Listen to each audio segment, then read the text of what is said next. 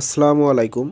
প্রতিষ্ঠান প্রধান নিয়োগ নিয়ে সর্বশেষ যা জানালো শিক্ষা মন্ত্রণালয়, এই নিয়ে বিস্তারিত থাকবে ভিডিওতে। আপনারা যারা নতুন, চ্যানেলটি সাবস্ক্রাইব করে পাশেই থাকবেন। বেসরকারি শিক্ষা প্রতিষ্ঠানে প্রতিষ্ঠান প্রধান, সহকারী প্রধান, অধ্যক্ষ এবং উপাধ্যক্ষ নিয়োগ হবে বেসরকারি শিক্ষক নিবন্ধন ও প্রত্যয়ন কর্তৃপক্ষ এনটিআরসিএ। চলতি ডিসেম্বর মাসে এ সংক্রান্ত নীতিমালা জারির কথা থাকলেও তা হচ্ছে না বলে জানা গেছে। আগামী জানুয়ারি মাসে নীতিমালা জারি করে ত্রয়োদশ জাতীয় সংসদ নির্বাচনের পূর্বেই প্রথম ধাপে নিয়োগের পরিকল্পনা করছে শিক্ষা মন্ত্রণালয়। তবে মন্ত্রণালয় তাদের এ পরিকল্পনা বাস্তবায়ন করতে পারবে না বলে আশঙ্কা করছেন শিক্ষা সংশ্লিষ্টরা।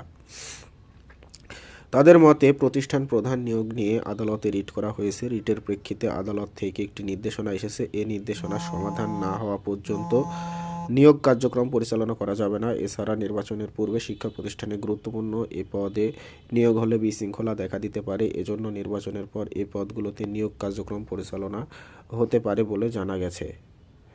নাম অপ্রকাশিত রাখার সত্ত্বে শিক্ষা মন্ত্রণালয়ের এক কর্মকর্তা দ্য ডেইলি ক্যাম্পাসকে বলেন, প্রতিষ্ঠান প্রধান নিয়োগ নিয়ে আদালতের নির্দেশনার বিরুদ্ধে আপিল করার পরিকল্পনা করা হয়েছে। এরপর এ পদগুলোতে নিয়োগ কার্যক্রম করা শুরু হবে।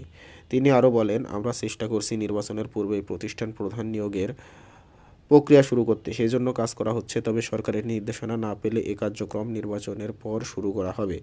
পরীক্ষার মাধ্যমে নিয়োগ চূড়ান্ত হয়নি। নম্বর শিক্ষা মন্ত্রণালয় জানিয়েছে, প্রকাশ হতে যাওয়া গেজেটে প্রতিষ্ঠান প্রধান, সহকারী প্রধান, অধ্যক্ষ, উপাধ্যক্ষ নিয়োগ হবে বাছাই পরীক্ষার মাধ্যমে। তবে কত নম্বরে এ পরীক্ষা হবে সেটি চূড়ান্ত করা হয়নি। এ বিষয়ে এনটিআরসিএ এর বোর্ড চূড়ান্ত সিদ্ধান্ত নেবে। অর্থাৎ কত নম্বরে পরীক্ষা হবে, মৌখিক পরীক্ষায় কত নম্বর থাকবে তা এনটিআরসি এর নির্বাহী ঠিক করবে। এ বিষয়ে মন্ত্রণালয়ের এক কর্মকর্তা বলেন, গেজেটে প্রতিষ্ঠান প্রধান নিয়োগ হবে বাছাই পরীক্ষার মাধ্যমে উল্লেখ করা হয়েছে।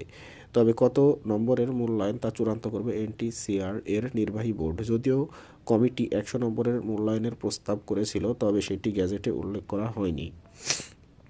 এর আগে দীর্ঘদিন ধরে বেসরকারি শিক্ষা প্রতিষ্ঠানে প্রতিষ্ঠান প্রধান, সহকারী প্রধান, অধ্যক্ষ ও উপাধ্যক্ষ নিয়োগ হতে সংশ্লিষ্ট প্রতিষ্ঠানের পরিচালনা কমিটি ম্যানেজিং কমিটির মাধ্যমে। তবে এই প্রক্রিয়া আর্থিক লেনদেন, রাজনৈতিক প্রভাব, স্বজনপ্রীতি ও নানা অনিয়মের অভিযোগ ছিল ব্যাপক।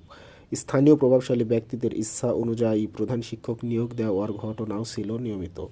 এসব অনিয়ম বন্ধে এবং দক্ষ প্রশাসনিক নেতৃত্ব নিশ্চিত করতে অন্তর্বর্তী সরকার ম্যানেজিং কমিটির মাধ্যমে নিয়োগ কার্যক্রম বন্ধ করে দেয়।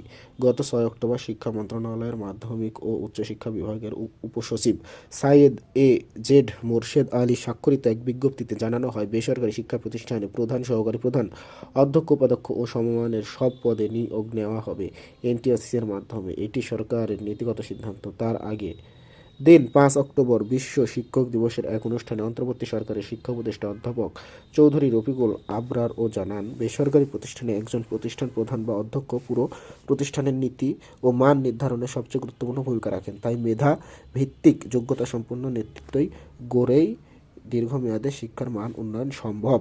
এটাই ছিল আজকের আপডেট। সকলকে ধন্যবাদ। আসসালামু আলাইকুম।